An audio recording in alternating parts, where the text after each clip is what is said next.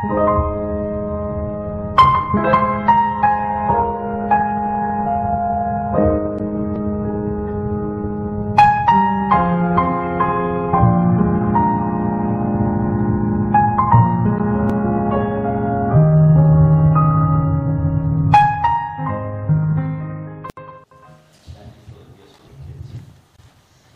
gracias por haberme otorgado el privilegio de estar aquí con ustedes.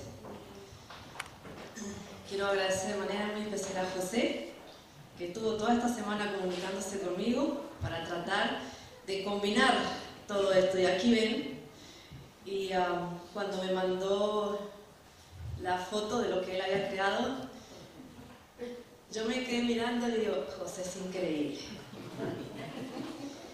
Mejor no pudo haber ilustrado lo que yo tenía en mente. Y te agradezco mucho, José. Porque ¿qué haría Long Beach sin José, verdad?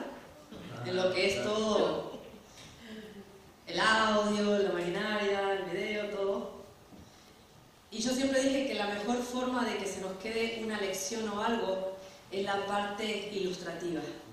Y eso es muy importante. También, hace muchos años, yo veía a mi papá, a medida que iba creciendo, cada vez que predicaba, agradecer a la persona, al hermano o hermana que tenía la oración después de la lectura bíblica. Y yo siempre preguntaba que por qué mi papá tenía que dar las gracias al hermano si era parte del orden del sermón. Hasta que hace muchos años atrás, le pregunté, le digo, ¿por qué siempre está dando las gracias? Y mi papá me dijo que la oración que esa hermana hacía era muy importante porque estaba poniendo al predicador en manos de Dios. Amén. Y hermano, le quiero agradecer a usted. Amén. Porque estaba un poquito nerviosa, pero ahora me siento como más relajada. Y eso es muy importante. Y quiero agradecer también a todos los que participaron conmigo aquí en la plataforma. Eva y eso. Y créanme que me siento también en casa, porque hay muchos miembros aquí que ya los conocía de Farroca. Bueno. Amén. Pero bueno, y espero también llenar las expectativas en lo que se refiere al mensaje que vengo a compartir con ustedes. Y el título, como ustedes pueden ver, eres útil. Que usualmente nosotros por nuestra vida hemos sentido muchas veces expresiones de la gente, incluso que se nos dicen a nosotros, eres un inútil. Y usualmente cuando se dice esta palabra, enseguida saltan los hombres, como que la esposa le dice, sos un inútil, no sabes limpiar bien. Y olvídense si entran a la cocina, Pero bueno, en todos nosotros en algún momento de nuestra vida hemos sentido que alguien nos ha dicho o nos ha hecho sentir inútiles. Recuerden que no todos nacimos con los mismos talentos o habilidades.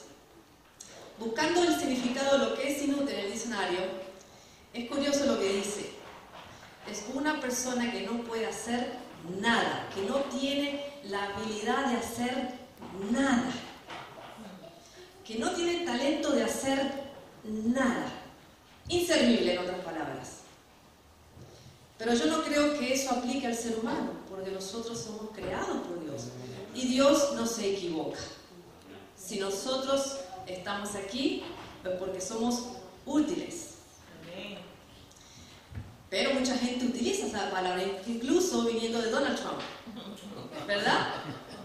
Lo hemos escuchado mucho en su campaña, ¿no? En diferentes formas de expresarse, pero así lo hemos visto. Un día el padre de Albert Einstein fue a la escuela de su hijo y le preguntó a sus maestros qué carrera les aconsejaba a ellos que debería de seguir Albert. Para curiosidad de nosotros, los maestros dijeron, mire, ni se preocupe, ni se gaste, porque no importa, porque este muchacho no sirve para nada. Incluso algunos de sus maestros lo categorizaron como perro perezoso. Fue tal el desencanto que tenían y desilusión que tenían con este chico, que la escuela decidió expulsarlo. Suena feo, ¿verdad? Hoy en día cuando vemos que una escuela expulsa a un chico, quiere decir que ese chico es totalmente inútil para la sociedad. Ya es un caso más que perdido.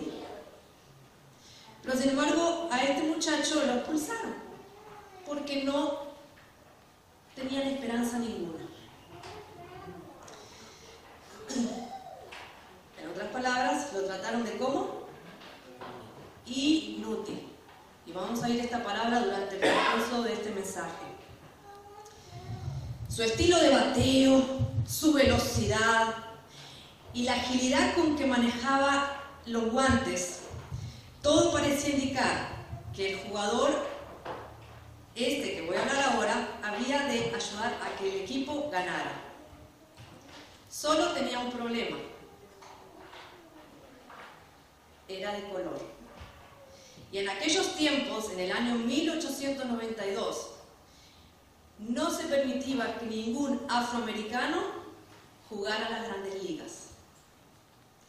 Pero en aquel entonces, Brad Rickey quería que este muchacho jugara para los Dodgers. Ahora, no tan solo era el riesgo que el jugador pasaba, si aceptaba jugar para los Dodgers, porque ¿cuáles eran los riesgos? Los riesgos eran insultos, amenazas de muerte, pelotazos de los propios, incluso de los propios compañeros del mismo equipo, ¿ok? Burlas. Eso era lo principal, el riesgo más grande. Sino también romper esas barreras raciales. Entonces, Rickey vino y le propuso esto a este muchacho. Le dijo, ¿quieres jugar para las grandes ligas? Pero con el riesgo de que vas a recibir insultos, amenazas de muerte, incluso pelotazos de tus propios compañeros. ¿Estás dispuesto? ¿Saben lo que este muchacho les contestó?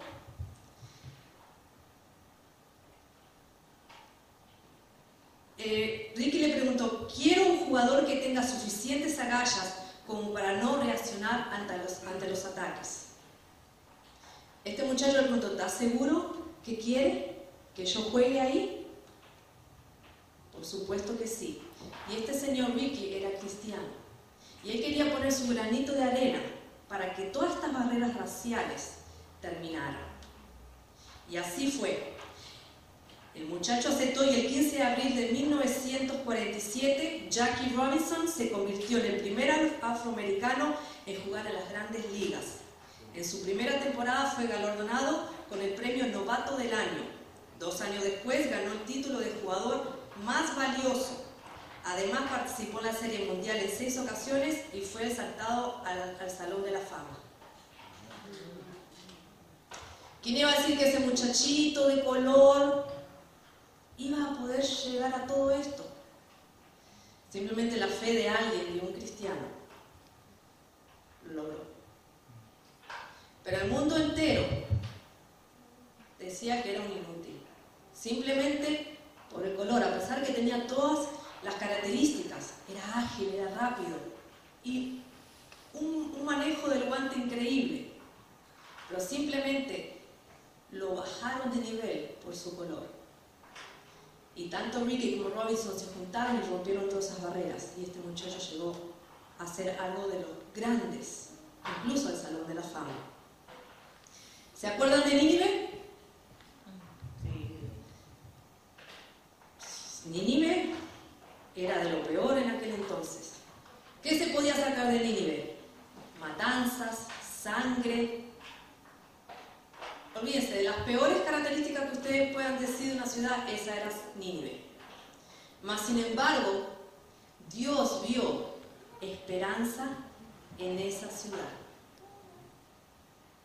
¿Y a quién escogió para que fuera a esa ciudad a proclamar las buenas nuevas? A Jonás. Ahora, ¿qué problema también le pusieron a Jonás? Imagínense que vengan ahora y nos digan a uno de nosotros, hermano o hermana, yo que sé, Anita, Gloria, Karen, lo que sea, tenés que ir, yo que sé, a un lugar allá. A Isis. Y tenés que ir allá y entrar a la ciudad y proclamar. O sea, hermanos, uno dice, ¿no?, tener mucha fe en Dios y y a través de nuestra vida hemos visto grandes cosas que Dios ha hecho en nuestra vida, pero a tal extremo yo creo que yo no sé.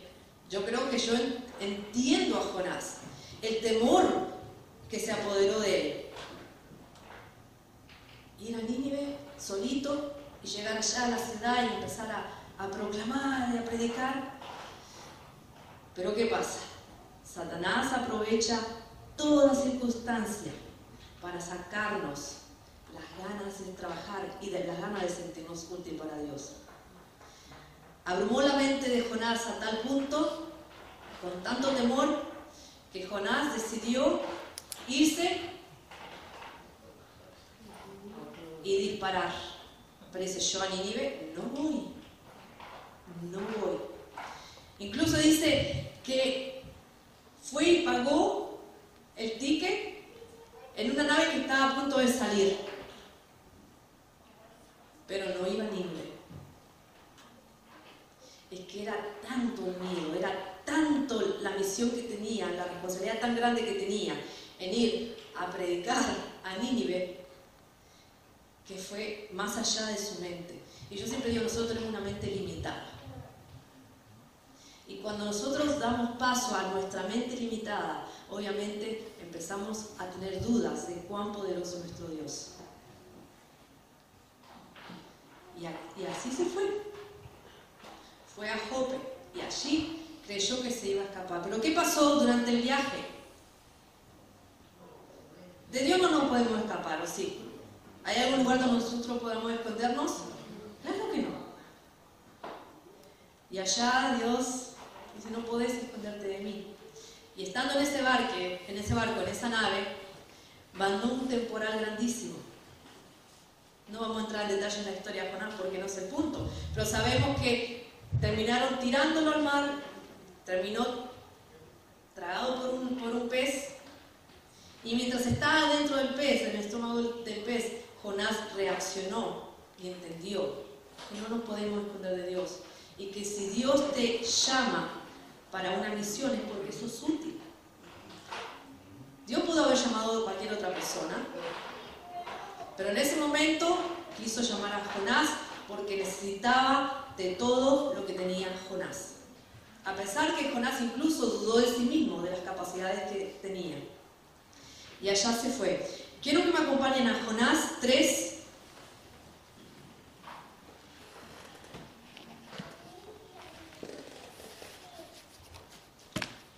Vamos a leer el 3 del 5 al 10. Si alguien me lo quiere leer.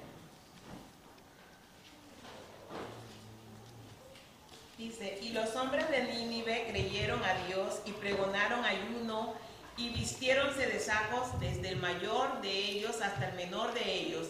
Y llegó el negocio hasta el rey de Nínive y levantándose de su silla y echó de sí su vestido y cubrióse de saco y se sentó sobre ceniza. E hizo pregonar y anunciar en Nínive por mandato del rey y de sus grandes diciendo, hombres y animales, bueyes y ovejas, no gusten cosa alguna, no se les dé alimento, ni beban agua, y que se cubran de saco los hombres y los animales, y clamen a Dios fuertemente, y conviértase cada uno de su mal camino, de la razón que está en sus manos. ¿Quién sabe si se volverá y arrepentirá Dios, y se apartará del furor de su ira, y no pereceremos? Y dio Dios lo que hicieron, que se convirtieron de su mal camino, y arrepintióse del mal que había dicho les iba de hacer, y no lo hizo. Muchas gracias, Gloria. Aquí nos está diciendo de que finalmente Jonás aceptó el desafío, aceptó la misión, aceptó ser útil para el ministerio de Dios. Y allá llegó a Nínive y entró a la ciudad.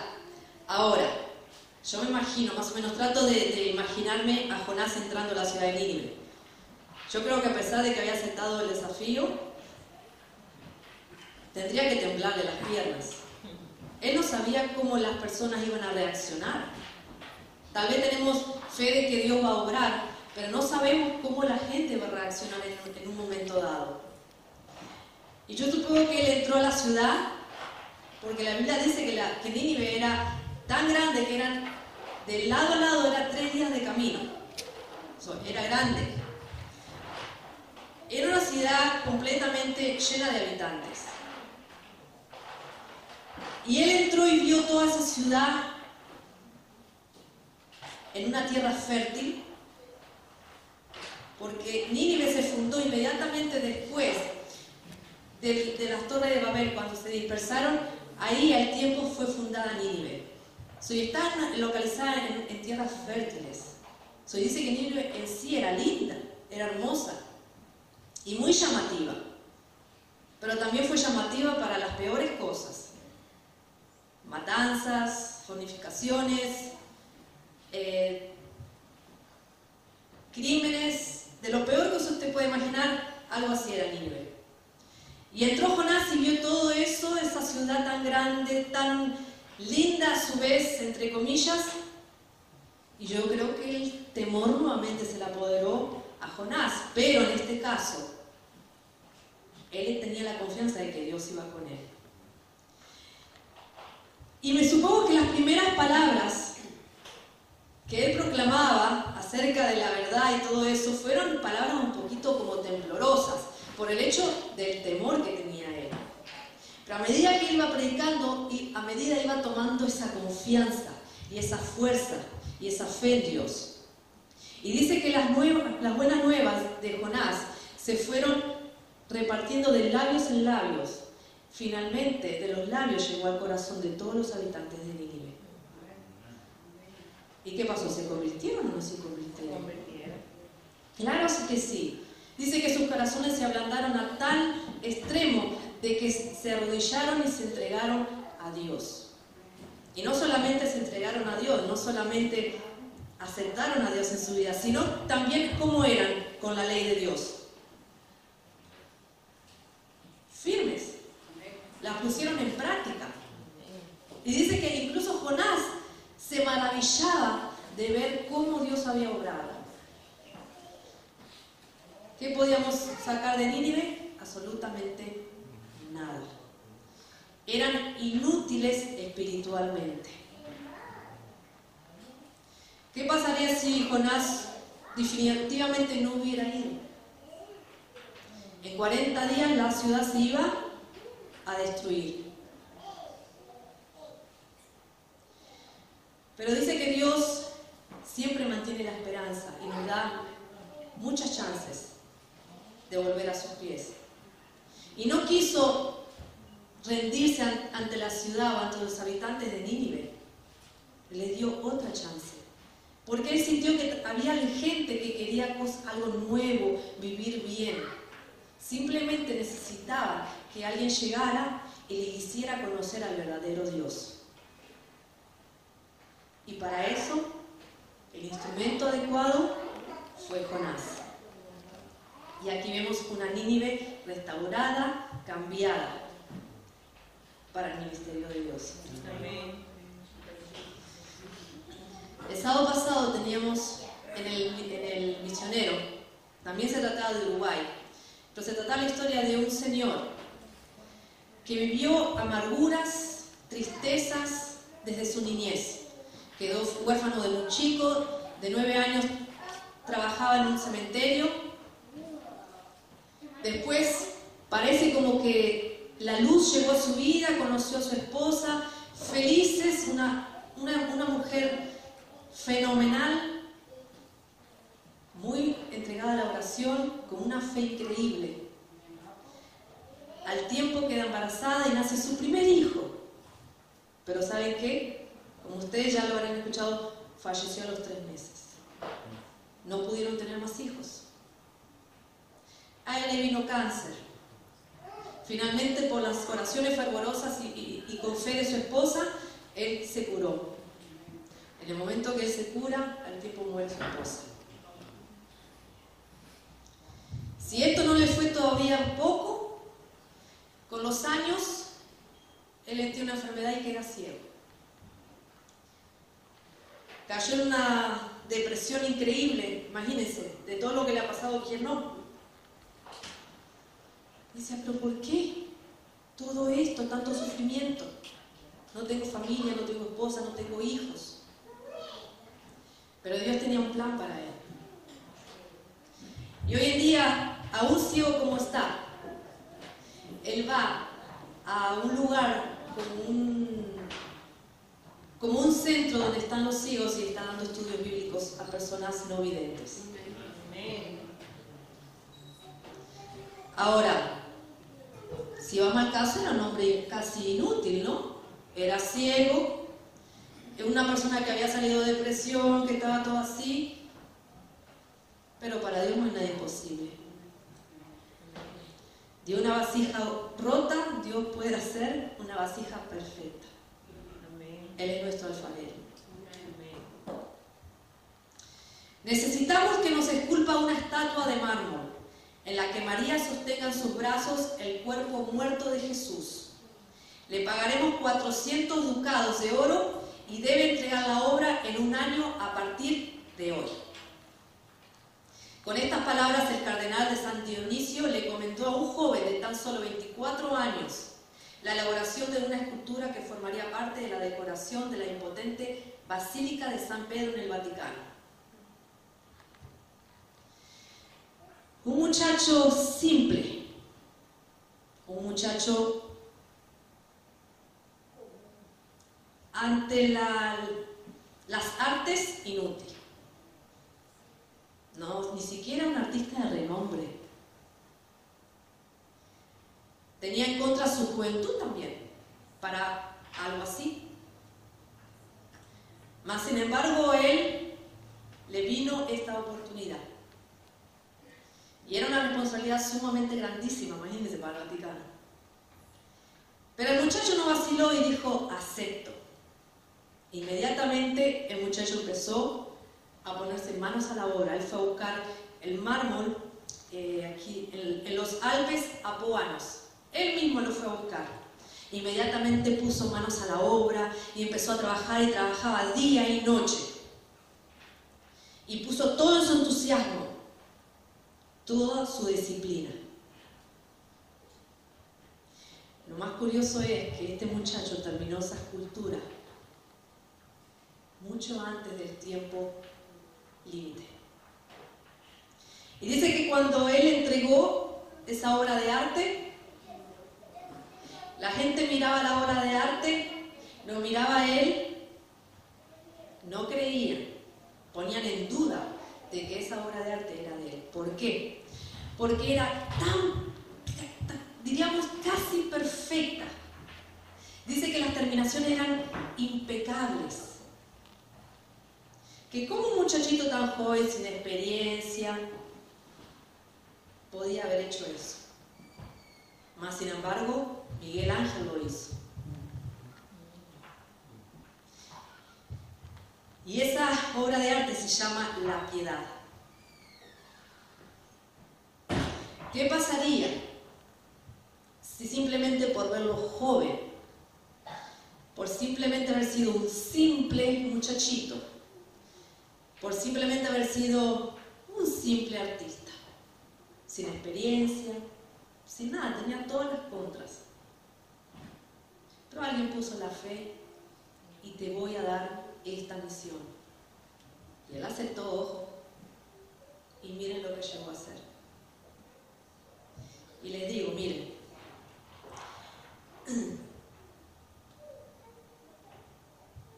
le permitieron a Miguel Ángel sobresalir y abrirse camino hasta consagrarse como el artista más importante de esa época. ¿Qué hubiera sido si hubiese pensado lo que la juventud, que su juventud, las otras personas lo iban a bajar? Pero él no le puso mente a eso, le puso mente a la misión que él tenía. Grande Miguel Ángel. Ahora, ¿qué pasa? Si viene Dios y te dice, José, Juancito, Pedrito, necesito que vayas a tal lugar y me levantes una iglesia. ¿Cuántos años tiene Long Beach? Como 8. ¿Cómo? Como 8 años. 8 años. Yo he sentido que no le daba mucho tiempo de vida. Y ya cumplieron 8 años. Ahora, si hubiéramos escuchado, o ustedes que son miembros que hubieran escuchado lo que la gente decía, se hubieran desanimado, ¿verdad? He dicho, ay no, ¿para qué? Vamos a volver donde vinimos. O vamos a irnos a otra iglesia donde haya más movimiento. Pero están aquí, desafiando todos los pronósticos. Amén. ¿Por qué? Porque ustedes quieren ser útiles. Y hoy tienen 8 años. Yo les doy muchos años de vida, pero no aquí, en su propia iglesia. Amén. Hay lugares que son más duros que otros en trabajar. Hay lugares que en pocos años ya hacen una iglesita ahí, otro les toma más tiempo. Pero yo siempre he escuchado que lo que cuesta más es lo que más éxito tiene, porque le damos del empeño. Nosotros vimos esta figura un poquito jocosa, algo de un perro, 3 patas, una de palo. Yo anoche estaba mirando, buscando un material y justo me apareció un video en el cual aparece un perro en el cual tuvo un problema en la espina dorsal y no tiene cuello. El cuerpo está todo como unido, bien raro. En lugar del perro ser así, es así. Y usted lo ve y el perro funciona, corre, salta, juega. Lo único que al comer no le tienen que poner el platito a esta altura para que él pueda, porque si no él tiene dolor, como es lo que vendría a ser su cuello para agacharse. Pero él en esa casa hay otros perros, pero él es la alegría de la casa. Él es el que incentiva la alegría a los otros perros. Y a veces hay cosas que los mandan a hacer y él es el que va primero y arrastra a los otros a hacerlo.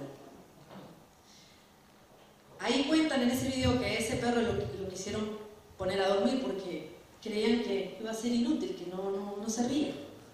Pero una familia tomó la decisión, decidió de que sí era útil.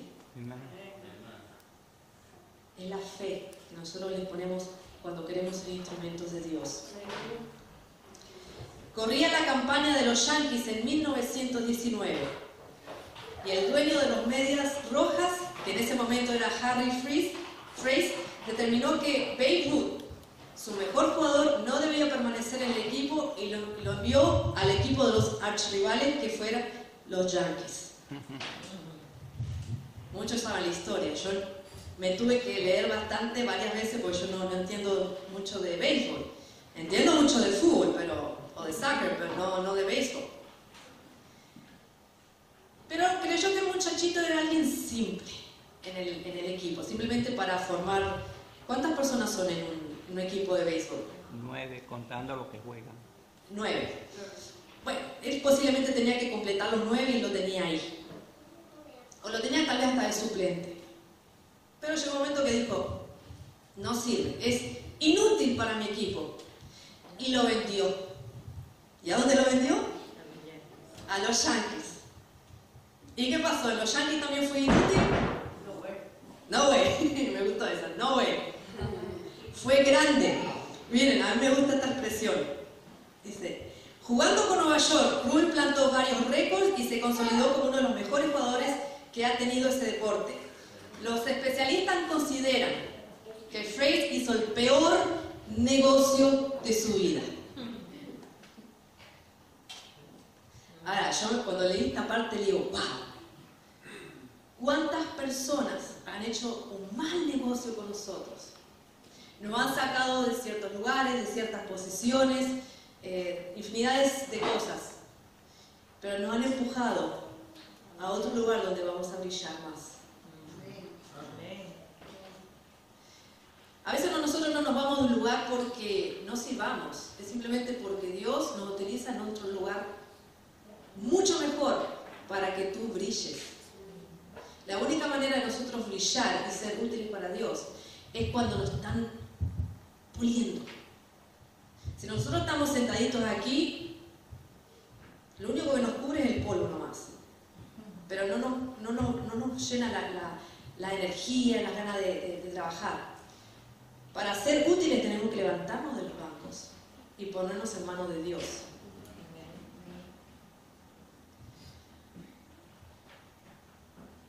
Cuando vos me mandaste eso, yo justo estaba mirando ese video y yo digo, wow, José se pasa. Increíble. Nosotros damos por terminados o sin remedio algo y resulta que como nuestra mente es limitada, también nuestra visualidad es limitada. Lo que nosotros descartamos, Dios lo recicla y hace algo, una obra de arte. Pedro era un simple pescador.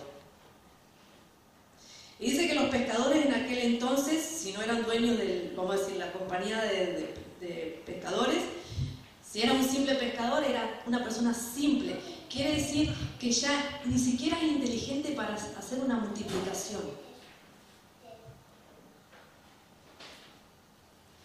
Ahora, ¿cómo Jesús para su ministerio va a elegir a un simple pescador?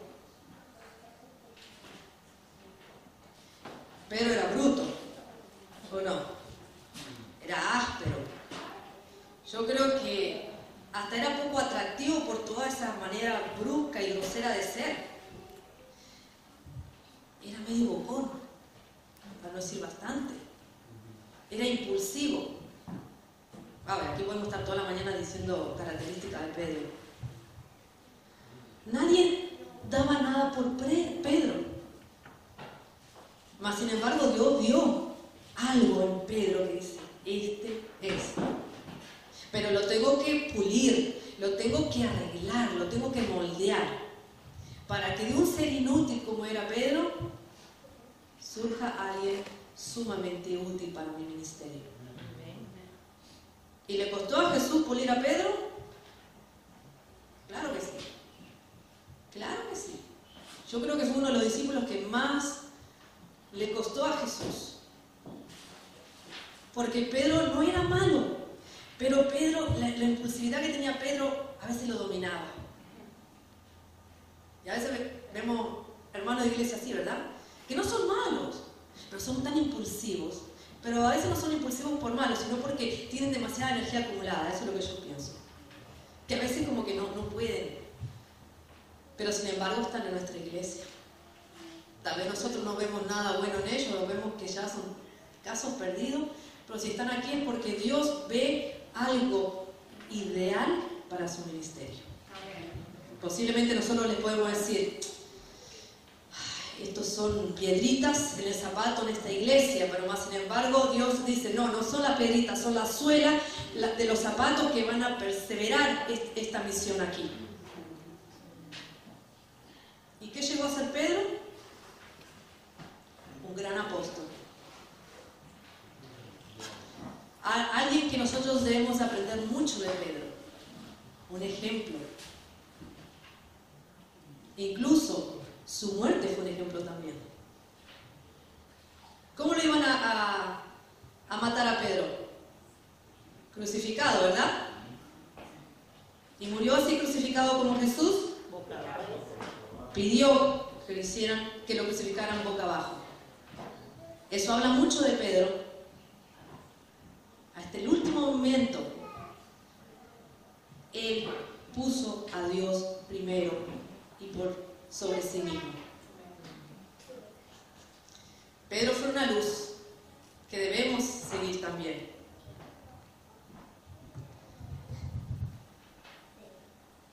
Ahora, dice que este mal error, o sea, mal negocio, le costó la victoria a los Dodgers. ¿Cuántos de nosotros hubiéramos hecho eso? ¿Cuántos de nosotros simplemente porque no es de nuestro país, no es de nuestro color, no es de nuestro continente? Yo he oído mucho decir, estos no saben hablar, estos tienen, en Uruguay se dice mucho esta expresión, tienen mente de mosquito. Quiere decir que, imagínense, los mosquitos, la mente, ¿cómo será el mosquito? Sumamente diminuto, como quien dice, lo tienen. Eso hay una expresión en Uruguay mucho. Y nosotros muchas veces juzgamos a nuestros hermanos y decimos, con mente de mosquito. ¿Por qué? Porque no opinan como nosotros opinamos. Yo no sé exactamente cuántos cargos hay en una iglesia, pero estamos alrededor de 20, más o menos. Ancianos, directores, diáconos, diaconisas, etcétera, etcétera. Más o menos como 20, si no me equivoco. Hay 20 personas, más o menos, en una junta. Porque si no, mejor que esté una, ¿verdad? Pero si Dios estableció eso, es porque necesita personas en diferentes puestos en la iglesia. Yo tal vez no soy útil o no tengo el talento de dirigir una escuela sabática o ser directora de una escuela sabática, pero tengo el hermoso talento de directora de canto. Hay gente, especialmente los jóvenes, el mensaje le llena a través del canto. Porque a veces jóvenes usted lo lleva al sermón y dice, ¡ay, un sermón! Imagínense, a veces los sermones nos ponen como la foto que pusieron en la lección de esta mañana.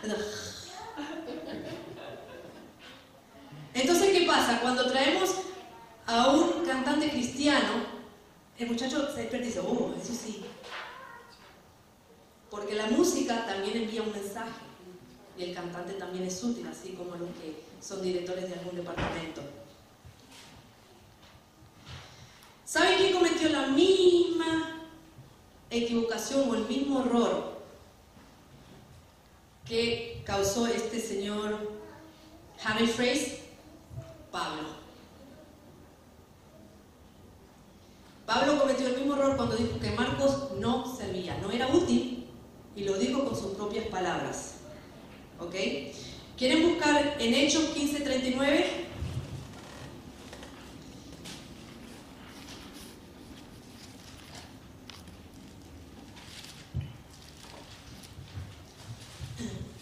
Si alguien me lo quiere leer o lo leo yo, como no sé. Y hubo tal desacuerdo entre ellos que se separaron el uno del otro. Bernabé, tomando a Marcos, navegó a Chipre. Y Pablo, escogiendo a Silas, salió encomendado por los hermanos a la gracia del Señor. Gracias, hermano. Ahí vemos. Pablo vio en Marcos a un joven sin experiencia, que era como un tropiezo, vamos a decir, para la misión que él tenía. Y dijo, no, yo no lo quiero. Entonces, ¿qué hizo Bernabé? Tratando de minimizar la situación, se lo llevó con él. ¿Pero qué causó ese desacuerdo? Causó que hubiera separamiento. Ellos deberían de estar juntos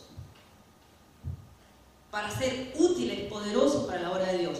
Pero todas esas cosas separaron, mas no detuvo la misión que Dios tenía. Digo, no. Lo bueno fue que Marcos no le puso atención a eso, y es lo que deberíamos hacer nosotros. Cuando alguien nos dice inútiles, que no tiene fe en nosotros, no le debemos poner atención. Si nosotros somos príncipes o princesas, o no somos hijos de un rey. A mí lo que diga el pueblo, a mí no me importa. A mí me importa que soy de sangre azul o no. Somos de sangre azul. Somos hijos del rey. Imagínense, el rey de reyes. Mejor cosa no podemos pedir. Entonces, no nos tiene que importar lo que lo digan los del pueblo. Nos tiene que importar lo que diga Dios. Y eso fue lo que pasó con Marcos. Marcos no prestó atención o no le hizo caso a lo que Pablo dijo. Y siguió trabajando arduamente en su misión. ¿Y quién llegó a ser Marcos? ¿Un simple donadie? ¿Un apóstol? Que incluso escribió su propio libro.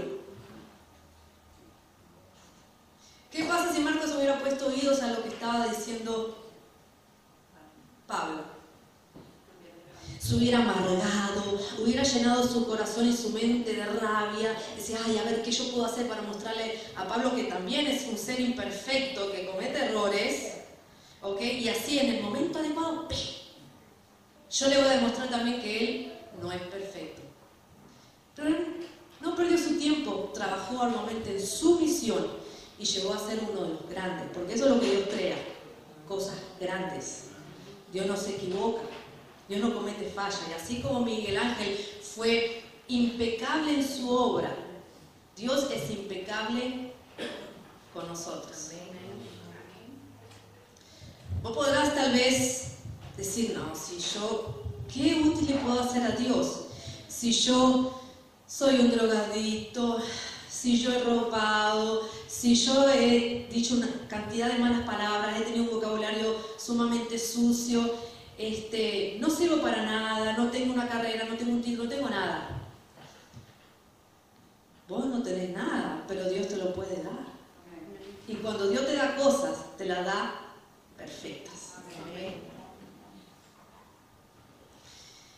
Si Albert hubiera puesto oídos a lo que los maestros decían, el mundo, inclusivemente nosotros, hubiéramos perdido una de las mentes más grandes del siglo XX. Por suerte, para él y para nosotros, él nunca puso oído a todos esos comentarios y al suceso que fue que lo echaron de la escuela. Sin embargo, el único oído que él puso fue en los labios de su madre, cuando su madre, durante todo ese crecimiento de Albert, le dijo que él tenía la mente más extraordinaria que ella había conocido. Y basado en eso, él creyó toda su vida que era un joven brillante. Y por eso llegó a ser brillante. Nosotros tenemos que prestar nuestros oídos a Dios. Lo que Dios dice, lo que Dios opina. Incluso nuestros padres a veces pueden dudar de nuestra capacidad o de la capacidad que Dios nos dio. Pero él no. Él escuchó a su mamá, que era la persona que él había puesto primero en su vida. Robinson, si no hubiera podido manejar todos esos insultos, esos pelotazos, todas esas amenazas de muerte, no hubiera llegado a donde él llegó. De un simple ser, llegó alguien a hacer algo extraordinariamente grandioso para el deporte. De una ciudad sucumbida a la maldad y en la oscuridad de Nínive, que sacamos a seres dignos de misericordia y útiles en la obra de Dios. Miguel Ángel tuvo la oportunidad más grande de su vida, que lo llevó a ser sumamente grandioso en las Bellas Artes. No puso oído a esa gente que tal vez lo tiraba abajo con esos comentarios de que era un simple escultor, un simple muchacho joven. Imagínense, llegó a ser un ser impecable en todas sus obras. Yo cuando entré aquí, me senté allá atrás con papi y me dice, papi, qué bonito ese vitral que tiene esta iglesia al fondo o al frente. Y yo me lo puse a ver y la verdad es que está hermoso. Hermoso en su trabajo, pero sobre todo hermoso en su mensaje. ¿Se acuerdan de esa parábola? Dios dejó a las 99 para ir a buscar solamente una. Ahora, si usted tiene un ganado o un rebaño, ¿usted dejaría las 99 así nomás que se va a buscar una? Yo no, tal vez yo no. Pues yo digo, ¿para qué voy a arriesgar las 99 para ir a buscar esa? Nada, después se reproducen y tal. Jesús no. Jesús dejó a las 99 y fue a buscar la que se había perdido. Las 99 estaban seguras porque estaban siendo útiles. Pero la que se desapareció, la que se perdió o la que se fue, aún no tenía tal vez el conocimiento de qué tanto la amaba Jesús. Y Jesús no le importó salir a buscar a esa. Y la trajo y la hizo útil. Vos te podrás ir ahora y perderte, pero Dios te va a encontrar y te va a traer porque te necesita. No eres útil Aún cuando lo diga alguien tan influyente como Pedro, no lo creas. No importa si es Obama, si es Donald Trump, si es la persona que vos más quieras en tu familia, no lo creas. Desafíalo con esta simple respuesta: soy hijo de Dios y Dios no se equivoca y hace cosas grandes. Amén. Tal vez este no es mi momento de brillar, pero brillaré. En la noche, cuando están las estrellas, no todas brillan con la misma intensidad todas las noches. A veces unas brillan más que otras. Mañana las tal vez que no brillaron ayer, brillan hoy, y así. Nosotros vamos a brillar en el lugar donde Dios quiere que brillemos. No pretendamos o no le exijamos a Dios brillar aquí, en este banco, porque Dios tal vez quiere que vos brilles en este. Cada uno de nosotros somos instrumentos de Dios y somos esa pieza indispensable para su obra. No quiere decir que si vos te vas, la obra de Dios se para, no. Pero Dios te hizo especial, esa pieza única para su obra y te necesita. Lo único que falta aquí es que vos dejes que Dios venga a tu corazón, venga a tu vida y te haga útil. No importa en qué terreno y en qué lugar estés. Nunca dudes que sos tan útil para su obra como lo son tu hermano, tu sobrino, tus padres. La familia se constituye de diferentes seres, ¿verdad? Está papá, mamá, hermano, hermana, tía. No es lo mismo que falta mamá. Si falta mamá, ya la familia como que no es lo mismo, ¿verdad? Si falta papá, la familia no es lo mismo. Si falta una tía, como que falta eso, la titi. ¿Ok? Cada uno tenemos un título en el cual es indispensable, muy importante para la obra de Dios. Así que si alguien te dice que sos inútil, no lo creas, sos una pieza única. Dios te bendiga. Amén.